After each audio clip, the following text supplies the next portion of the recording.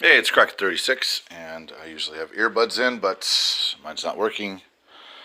I just ordered some new ones. This is Crockett36. We're playing No Limits House Rule game number 14.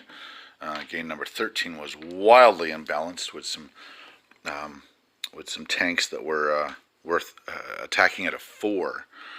So you can imagine that rolling into Moscow without that kind of extra pips was a problem. So here we have the Japanese, and I am actually going to mirror No Limits purchases and his movements from last turn to the letter. So we're trying to get in playtesting. You want to get some a baseline. You want to get variables, and you want to get constants. And so I'm going to try to be a constant here. Now that does give away the fact that he knows everything I'm going to do. But it gives some sort of constant so that the variable of the adjusted Siberian rails and the getting rid of heavy tanks will be able to give us some information about whether the playtest is balanced. Now, right off the bat, we know that we've done the math. You can actually do the math and before even turn 1, how many troops can get to Moscow. And one of the variables was that the French defense was not as robust as No Limits games. So he will have a few more. In addition to that, No Limited said that Calcutta will probably bug out. The airplanes will bug out of Calcutta. So that will be an additional 4 fighters in the defense of Moscow, boosting the British planes to 8 or so. So those are factors that we have to bake into our Axis strategy. I don't think it's like he said in his video, like No Limit. I don't think it's that will determine in this because we've done 2 variables. And if you really want to know something scientifically, you want to isolate your variables as much as possible. So getting rid of heavy tanks, that's big. But we might tip it back the other way and put it back in Axis favor, Allied favor, because the Siberian Railroad is giving you. So you're messing with 2 variables at once. I don't know if you've studied the scientific method. I just did in high school, but I know 2 variable. I often, every game of Axis and Allies I play, I do things differently, never the same. And that's actually a strength and a weakness. Strength that I can discover things, but it's a weakness in the fact that sometimes I can have 3 experiments going at once, and that's just not the way you should be doing it. But sometimes I lose patience and just try to bake everything into the same game. So here we go. This is Japan, turn 1, 26 bucks. Purchased 3 transports. So No Limit last game did what I call Operation Anteater. Okay, I'm just coming up with. So I'm using. This is actually I stumbled upon using not different letters for each, but letters for every operation. So obviously vowels are the most.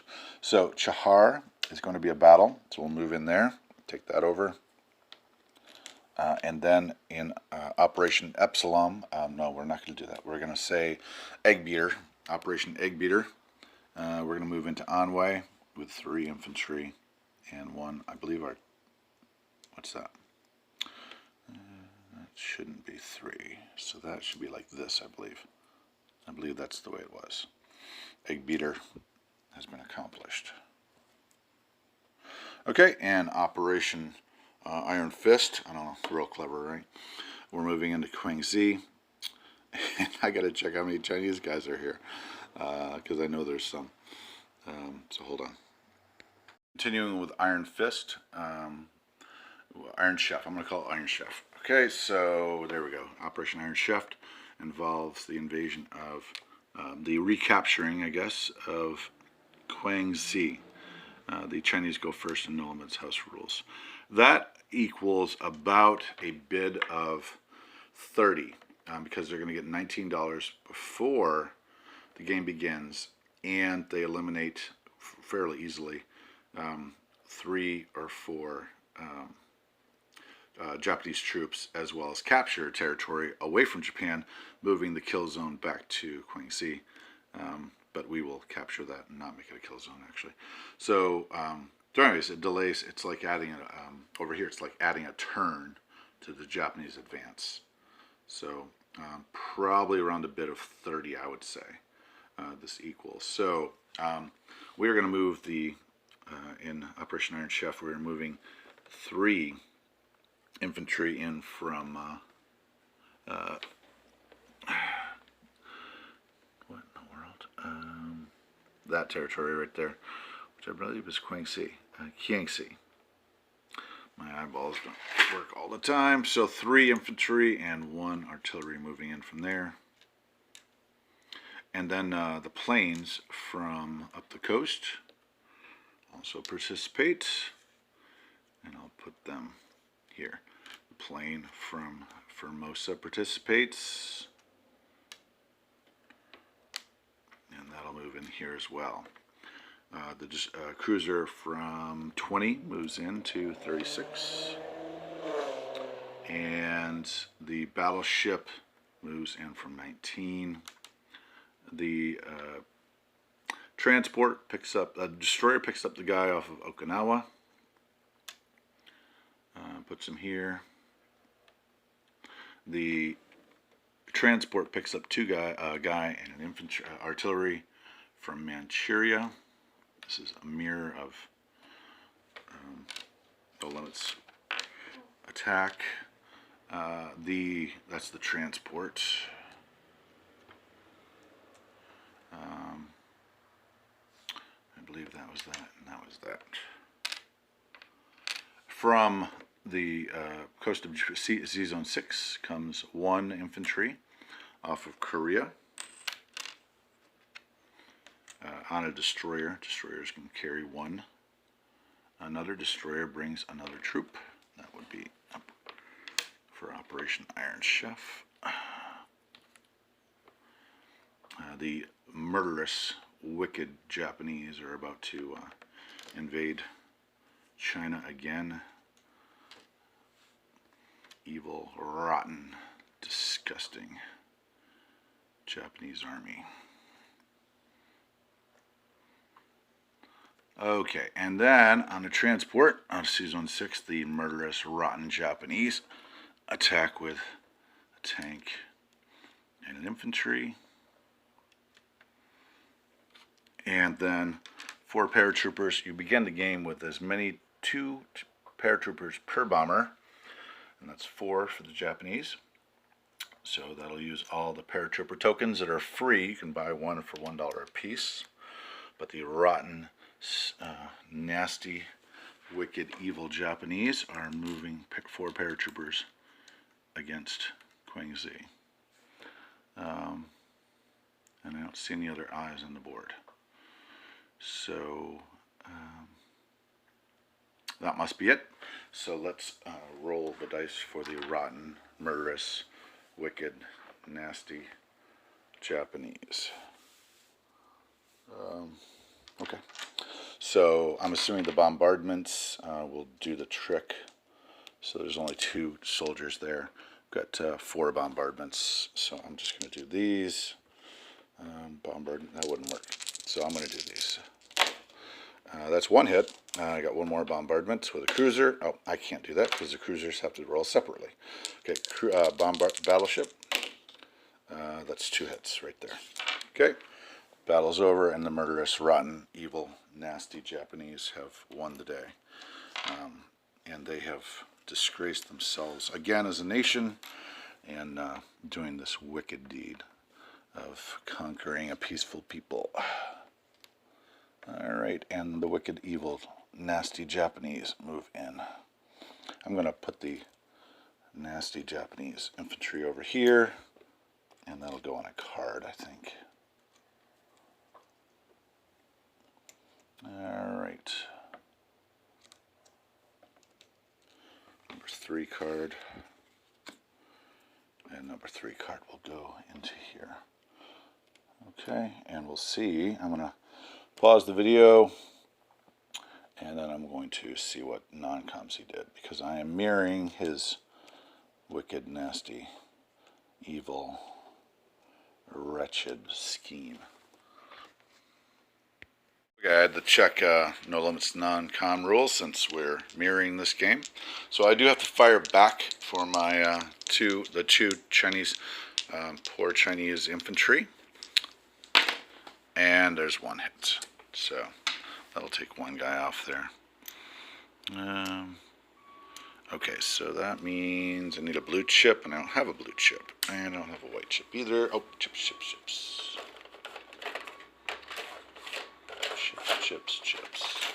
There they are. 2 chips.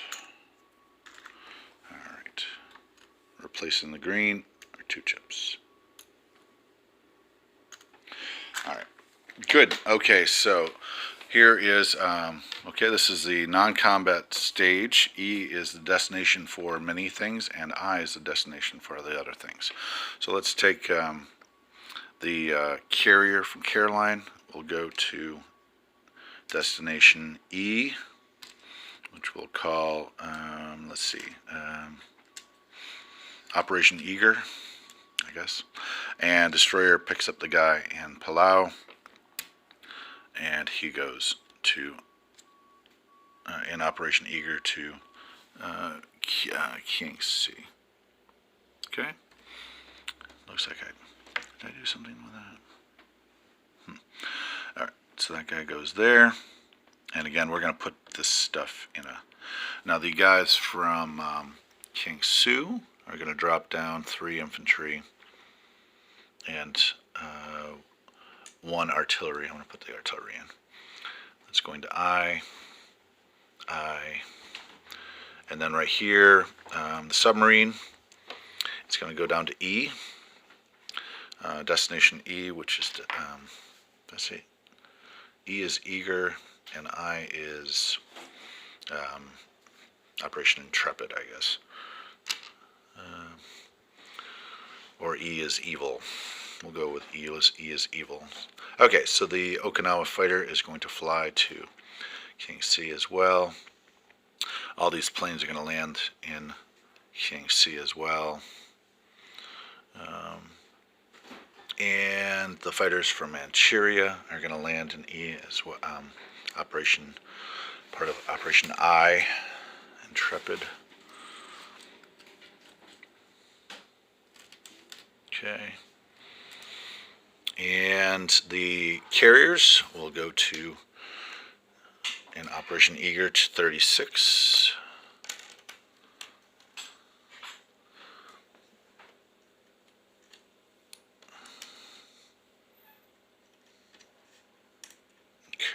And then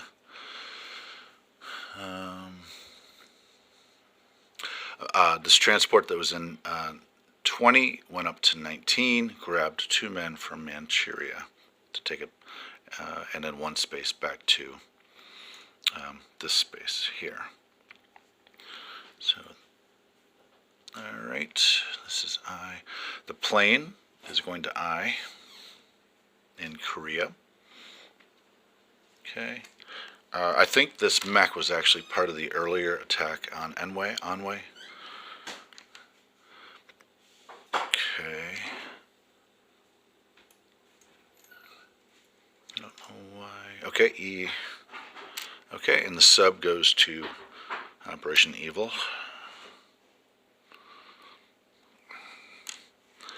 And the 2 planes, which I think... Is there 2 planes in there, or is there 2 planes and 2... I'd have to look. I think there's 2 planes and 2 divers. So, might be 2 more divers in that group. I'm pretty sure there is. So I'm going to put them on the board. I will correct it. The mad amount of bombers that the Japanese get. I mean, not fighters. And planes. Crazy for you. Okay, so that's, yeah, thank you, Abby. Okay, so that would be placing the 3 there. And I'm going to do a recap, and then people can correct it as needed. So, the evil schemes of the Japanese have included Operation Evil going to 36, and Operation Intrepid going to Sea Zone 20, as well as a huge buildup in Kiang Z. This is Quang Z, yeah. Okay. So we did capture Quang Z, and in that we have this force, which is 5 and 3, that's 8, 10, 11 Japanese, 2 artillery, and 1 tank. Over here he has 8, 9 infantry, and 3, that's 11, 12. He has 12, so he would be going against superior numbers. But he'll probably get the Lend-Lease plane, which will even it up, and he'll probably attack, and then we'll see what happens after that. So, but I followed everything he did. This is not my strategy. This is his. So if anything goes wrong, I just blame him. Okay, so then here in Sea Zone 36, there's 2 cruisers, as always, 2 battleships, as always, 1, 2, 3 destroyers, 2 submarines, 2 transports, 2 aircraft carriers, 2 fighters, and 2 divers. In 20, there's an aircraft carrier, a fighter, a diver, destroyer, and a transport. In Kiang C, there's an artillery plus these men, 1, 2, 3, 4, 5, 6.